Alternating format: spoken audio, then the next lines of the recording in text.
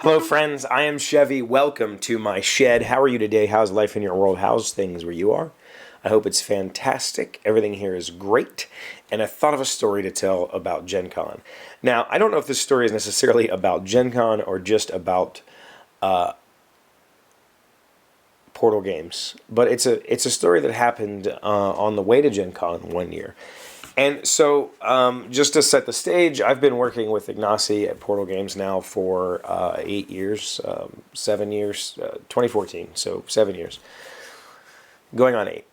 And for a long portion of that time, for 4 or 5 of those years, I was I was kind of the U.S. guy. Like I managed all the shows for him. I transported everything for him. I did most of the logistics once things hit the United States soil.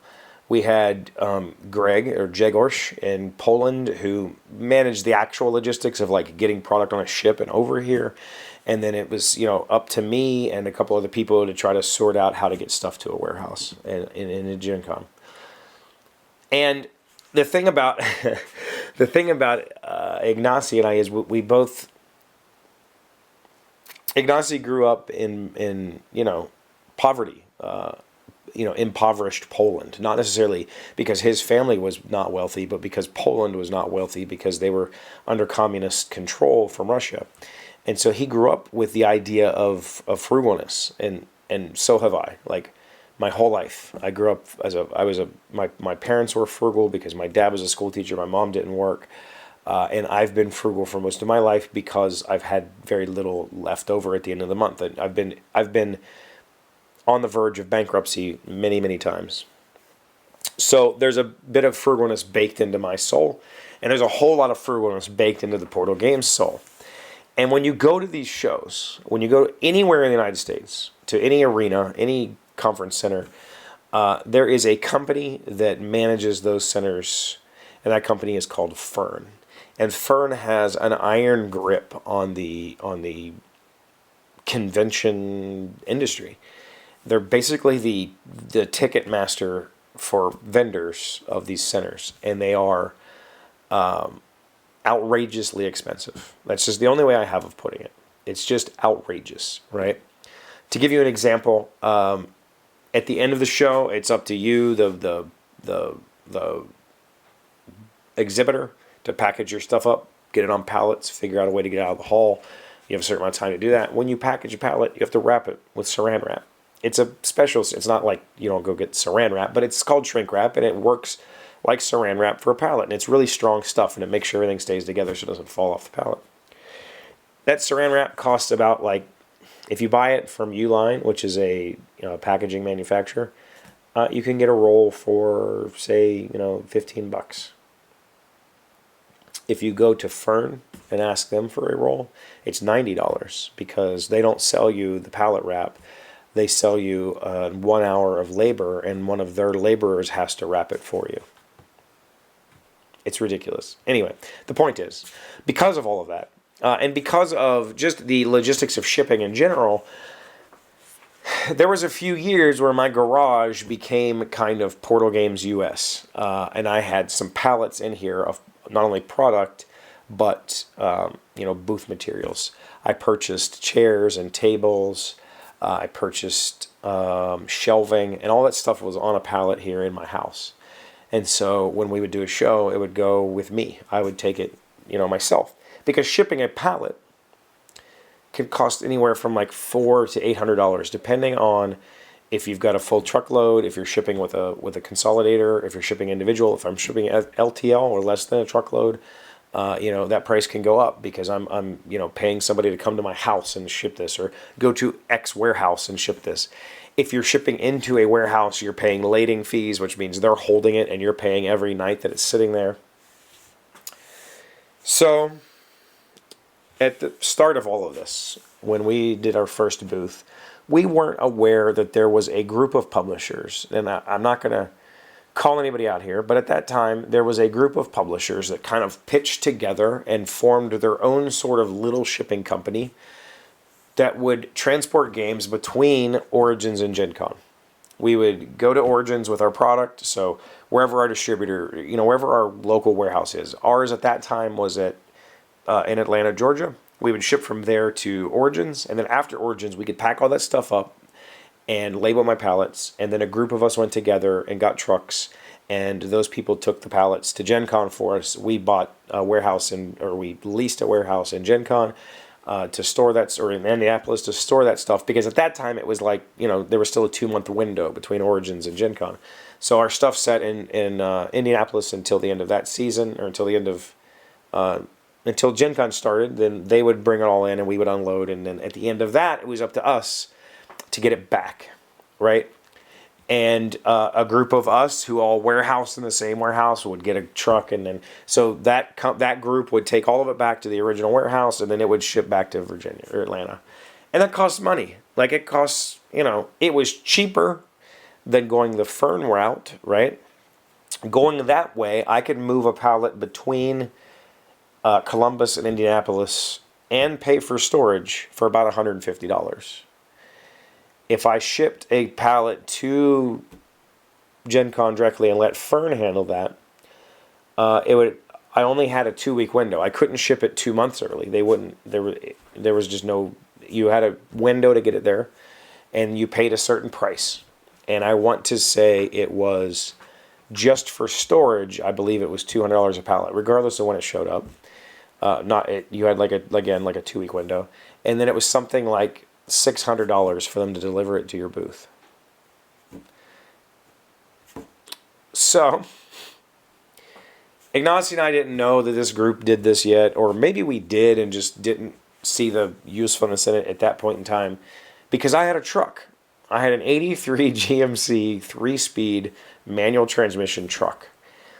And at the end of Gencon, I think 2015 or 2016, I believe, we packed all that stuff on my truck and I drove it home. I drove it to my house and I stored it here in my garage for a year. And the following year, we did not do Origins, so it needed to get to Gencon, and the options were let me take that back. We did not palletize it. We just threw everything in the back of my truck and drove home. The following year, it had to get to Gencon. The only way to unload it once we got there was to palletize it. So I palletized everything here. I got some pallets, wrapped it, put it on the back of my truck. Ignacy was like, "You can do this?" And I said, "Sure, I can do this. Like, why can't I do this?" At that point in time, I was wearing men's hats. I was wearing my fedoras still, and when I would wear my men's hats, I wore dress shirts. So I had a nice whitish, like a light yellow striped. I liked it. Dress shirt on. I had my hat. I had 2 pallets of games and booth materials in the back of my truck, and I left for Indianapolis. I made it to just outside of Zanesville, Ohio, and the truck overheated. Now, for those of you who don't know, I was a mechanic. I was a mechanic for a lot of my life, so not a big deal. I can fix a truck on the side of the road. I pulled over, I let it cool down for about a half an hour, and then I drove it to the next exit, which was about maybe 3/4 of a mile up the road, and that exit had a single gas station. I pulled in there. That was all that exit had, by the way, was a single gas station. I pulled into the single gas station. I go in, and I look around, and I find like a little parts automotive section, and all of the stuff has like a layer of dust like this on it, like just a pile of dust because nobody's ever used it. And I found in that section a tube of silicone, which is gasket material, and some paper, like make your own gasket, which just comes on a roll. It's not cut out to fit your need or whatever.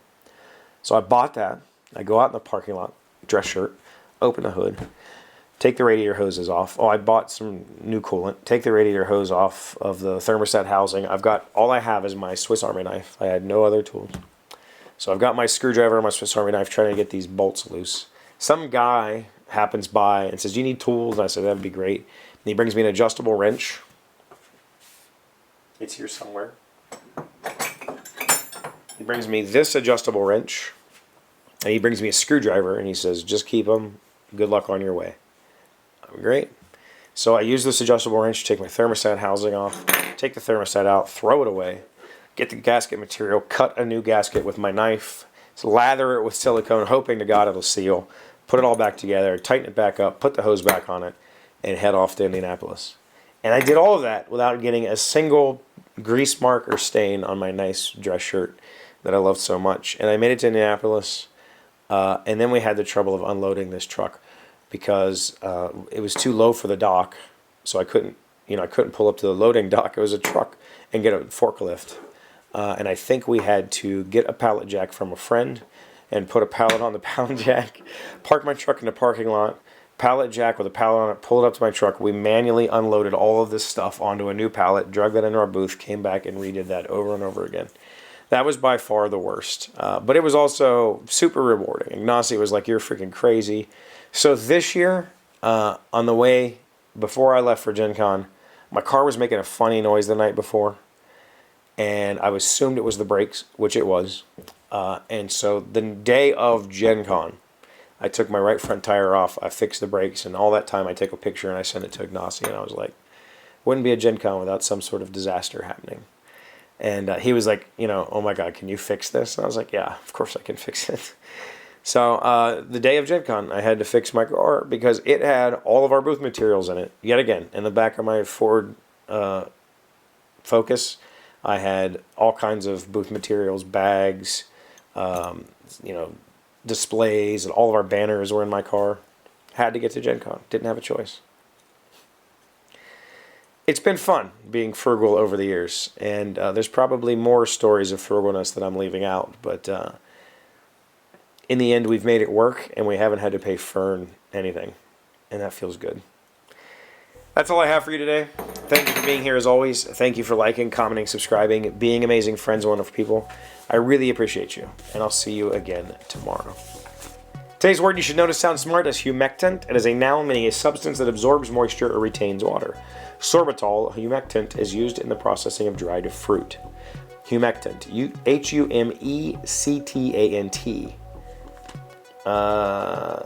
That's not the word that I know. Oh, see, the next word is the word I would have used, which is hygroscopic. Brake fluid is hygroscopic. If you didn't know this, the brake fluid that you put in your car is hygroscopic. And so you should never leave it sitting around with the cap off. And that, if you do that, then your brake lines will rust from the inside out. There you go. Car mechanic tip.